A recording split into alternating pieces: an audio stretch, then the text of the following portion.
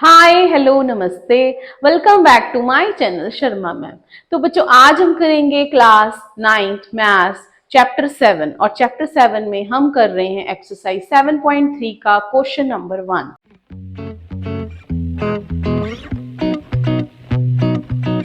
तो question number 1 में हमें डायग्राम भी दिया हुआ है और स्टेटमेंट में हमें गिवन है ABC and DBC are two isosceles triangle on the same base BC। BC base के ऊपर दो ट्राइंगल्स बनी है, एक बड़ी ट्राइंगल है और एक छोटी ट्राइंगल है और दोनों ही आइसोसेलेस ट्राइंगल है। तो अगर ये दोनों आइसोसेलेस है मींस AB AC के इक्वल है और DB DC के इक्वल है। तो हमसे पूछा गया है यहाँ पर कि पहले आपने ABD को कॉन्ग्रुएंट प्रूव करना है in the case of ACD, ठीक है, और AD को एक्सटेंड किया है, AD लाइन को एक्सटेंड किया है BC तक और वो P पे इंटरसेक्ट कर रही है। अब बेटा स्टेप बाय स्टेप चलते हैं। सबसे पहले मैं आपको इस एक्सरसाइज में जो जो रूल्स जो क्राइटेरिया कॉन्ग्रुएंसी का यूज होना है वो बता देती हूँ। एक तो हम SSS यूज करेंगे, एक RHS रहेगा हमारा और बाकी जो हम करके आ चुके हैं SAS और ASA और AAS। ये 5 ही क्राइटेरियाज हैं इस चैप्टर में फॉर कॉन्ग्रुएंसी जो हम यूज करने वाले हैं और इस एक्सरसाइज में ये पहले 2 क्राइटेरियाज बहुत ज्यादा यूज होंगे। ठीक है बेटा, तो इनको नोट कर लो, किसी तरह भी याद कर लो।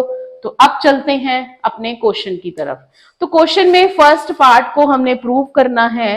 तो फर्स्ट पार्ट तो क्लियर है। अगर आपको सपोज आपको समझ नहीं आ रहा, कॉन्ग्रुएंसी समझ नहीं आ रही कि कौन सी ट्राइंगल में कौन सी साइड्स इक्वल है, कौन से एंगल्स इक्वल है, तो बेटा बेस्ट वे यही है कि उन ट्राइंगल्स को आप सेपरेट ड्रॉ कर लो।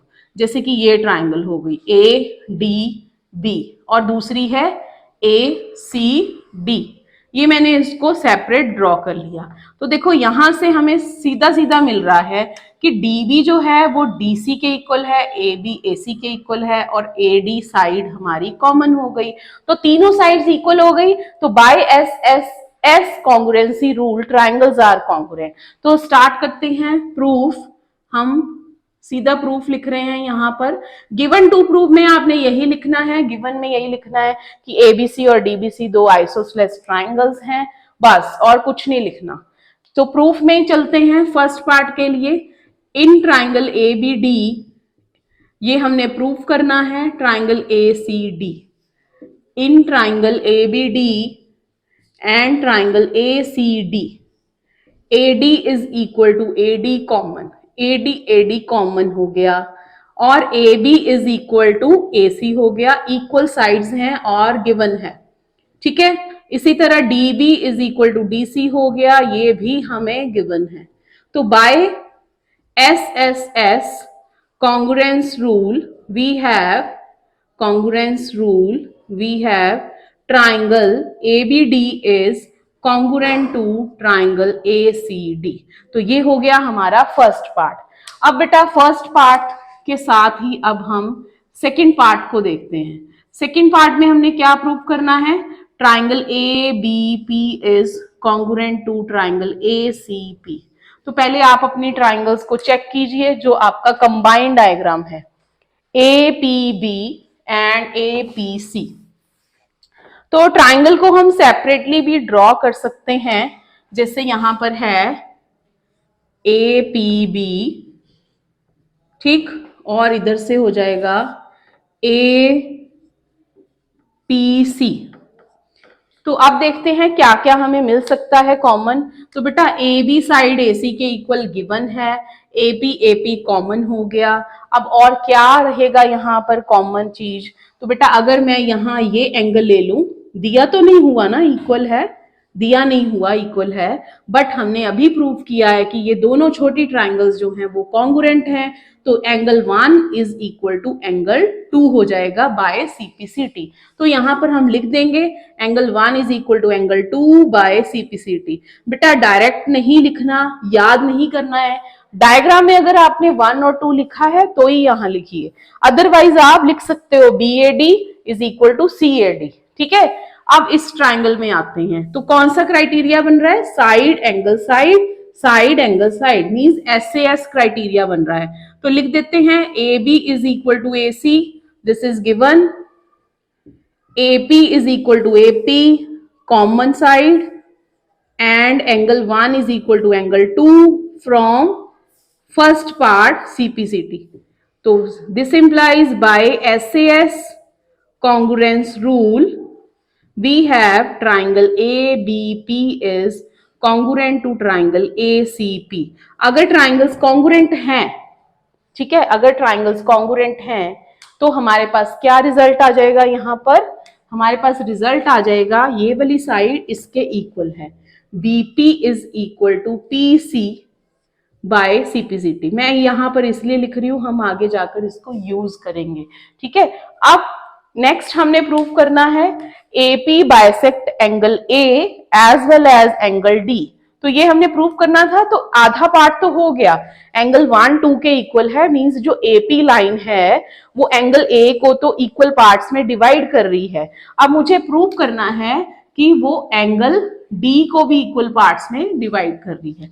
तो जो ये छोटी ट्राइंगल है ना, डी बीपी और डी सीपी, इनको हम कॉन्ग्रुएंट प्रूव कर लेंगे और वहीं से आ जाएगा कि ये जो ट्राइंगल्स हैं वो कॉन्ग्रुएंट हैं, तो एंगल 3 4 के इक्वल हो जाएगा, ठीक है। तो थर्ड पार्ट के लिए लिखते हैं अब, in third part we will take in triangle DPB and triangle DPC, DP is equal to DP, common हो जाएगा बेटा, ठीक है, और डीबी इज इक्वल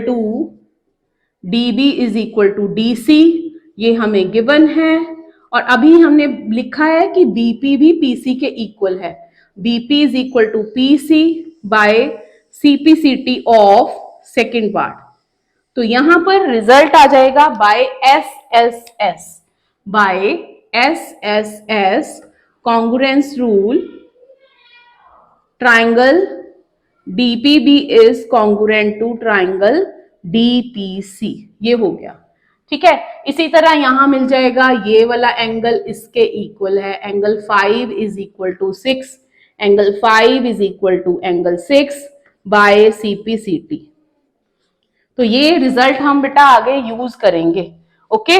अब लास्ट पार्ट है हमारा फोर्थ पार्ट, उसमें हमने प्रूव करना है AP is the perpendicular bisector of BC. तो बेटा जब भी आता है ना परपेंडिकुलर बाइसेक्टर, तो उसमें दो बातें प्रूव करनी होती हैं। पहला कि वो 90 डिग्री एंगल है, ठीक है। दूसरा कि साइड्स जो हैं वो इक्वल हैं, साइड्स आर इक्वल, मींस अब हमने प्रूफ क्या करना है, AP is the perpendicular bisector of BC. तो अब बीसी साइड के ऊपर एक तो एंगल पी हमारा हमने प्रूव करना है कि एंगल 5 और जो 6 एंगल है वो दोनों ही 90 डिग्री हैं, और sides are equal means BP is equal to PC. तो ये तो हमने प्रूव कर दिया है इन सेकंड पार्ट। अब सिर्फ हमने यही प्रूव करना है कि एंगल 5 एंगल 6 के इक्वल है या नहीं, ठीक है। अब चलते हैं इसी पार्ट को प्रूव करने के लिए। तो पहले आपने लिखना है कि P is the mid point of BC। कैसे? As we proved, as BP is equal to PC by CPCT of second part.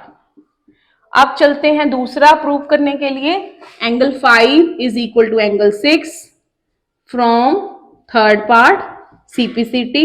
So angle 5 plus angle 6 is equal to 90, linear pair है ये, ठीक है। तो 5 6 के इक्वल है, तो यहां पर आ जाएगा एंगल 5 प्लस एंगल 5, ये 5 के इक्वल ही हो जाएगा। और तो लीनियर पेयर में 180 लेना था हमने, तो यहां पर आ जाएगा 180। तो 2 time of angle 5 is 180, angle 5 is 180 by 2 which is 90 degree. So यहां पर लास्ट में लिख देंगे hence AP is the perpendicular bisector of BC। तो ये हो जाएगा हमारा प्रूफ ऑफ क्वेश्चन नंबर 1। तो बेटा क्वेश्चन नंबर 1 में आपसे सिर्फ 2 पार्ट भी पूछ सकते हैं, ठीक है, पहले 2 पार्ट भी पूछे जा सकते हैं या फिर पहला, दूसरा और चौथा पार्ट भी पूछ सकते हैं। तो आपने अब क्या करना है, इस क्वेश्चन को अच्छे से रिवाइज कर लेना है। तो ये था question number 1 of exercise 7.3। So please like, share and subscribe our channel.